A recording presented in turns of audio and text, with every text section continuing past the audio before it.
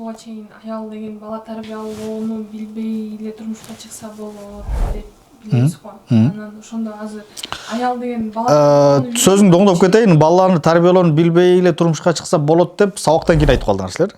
Коомчулук 90% аял киши бала тарбиялоону үйрөнмөйүн турмушка чыкпаш керек деп айтат азыр коом. 90%. Бардыгы бала тарбиялоо курсун окуп атам. Ошол адамдар уккула. Курманжандатка каякта бала тарбиялоо курсун окуптур айткылачы. Каныкей энебиз айта берсек толтура. Чыган адамдарыбыздын, чыган инсандарыбыздын энелери каякта бала тарбиялоо курсун окушуптур. Эч жакта окуган эмес. Эч жакта окуган эмес. Айтайын дегеним, бала тарбиялоо курсун окуба деген жокмун, окуу пайдасы бар. Бирок ошону окумайынча турмушка чыкпайм деп эмне кереги бар да?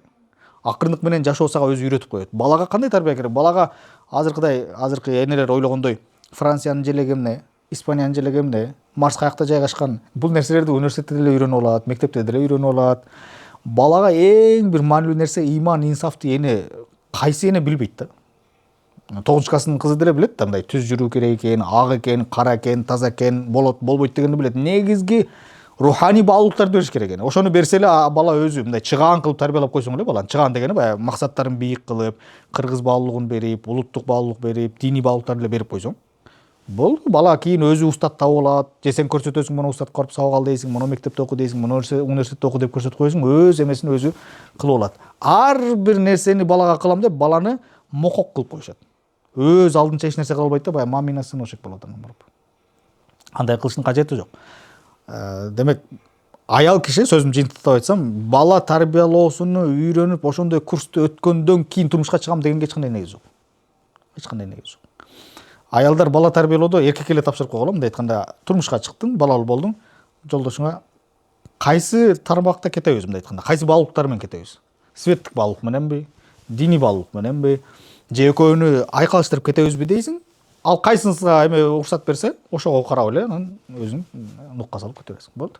Эч кандай ал бала тарбиялоону үйрөнүш үчүн жүрүштүн кажети жок. Турмуш үйрөтөт. Турмуш бала тарбиялоону үйрөтөт. Мисалы үчүн силердин эле ата энеңер, биздин эле энелерибиз курс окуганан бизди ушул деңгээлге жеткирдиби, бала тарбиялоону үйрөнүп? Эч ким антип үйрөнгөн жок да, туура. Ата бабадан келаткан мурасты эле үйрөнгөн. Түз жүрүүнү, акты ак деп билүүнү, караны кара деп билүүнү, жалган айтпоо. Кыскасы баарыбыз билген эле баалуулуктар менен эле ата энесинен алган, ошону баласына өткөрүп берип койгон болот.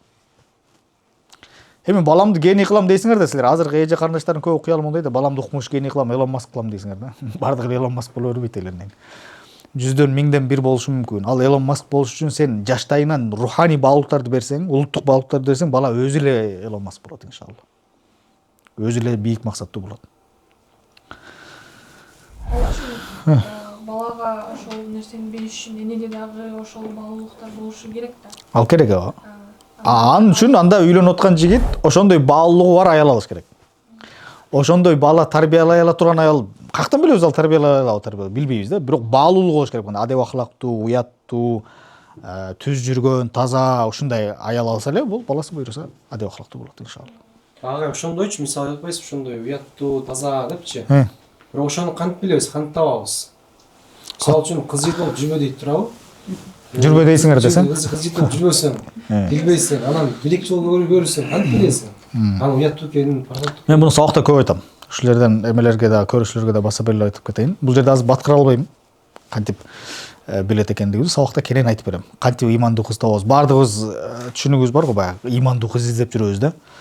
Көчөдө миңдеген, миллиондогон имандуу кыздар жүрөт. Неге үйлөнбөй жүрөбүз да? Суроо жаралат да. Биз көрсө имандуу деген терезенен төр эмес карайбыз да. Кайсы кызды имандуу экенин билбейбиз. Кыска нуска айта турган болсом, имандуу кызды, ошо көңүлүбүз каалаган кызды сен таппайсың.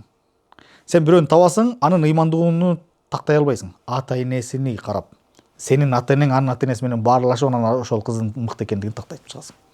Өзүң эч нерсе кыла албайсың. Биз жаштар деп эле, силер жаштар бири-бириңерди жөн эле алдап коесуңар. Биз жашыбыз өтүп калды. Жөн эле алдап коесуң.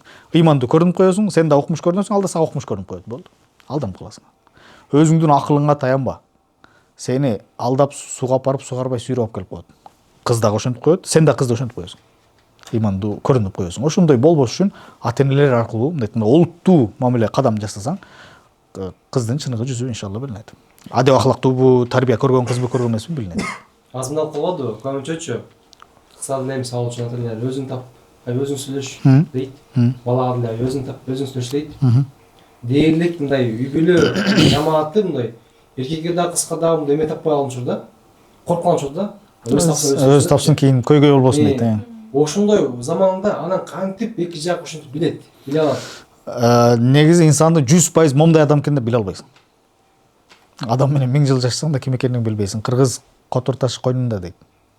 Мал аласы сыртында, адам аласы ичинде дейт. Биле албайсың. Болгону аламаттар бир аз ойлойсуң, ушул кыз жакшы окшойт, ушул жигит жакшы окшойт деп ата-энелер аркылуу сүрүштүрүп, ошол өзүңдүн эмелериң суроолоруңа жооп тапсаң эле буйруса жакшы деген үмүт иншалла. Эми кимдин тапканыбызга үйлөнөбүз десең, азыркы заманда ошол ата-энелердин качканы туура эле. Сен өзүң тапканга эле турмуш кура бер. Болгону ата-энең аркылуу кыл да. Ата-энеңди саалан, ата-энеси менен сүйлөшсүн, жолугушсун, сен анын ата-энеси менен сүйлөш дегенде ошолорду кылып туруп анан баш кошсоң иншалла жакшы болот.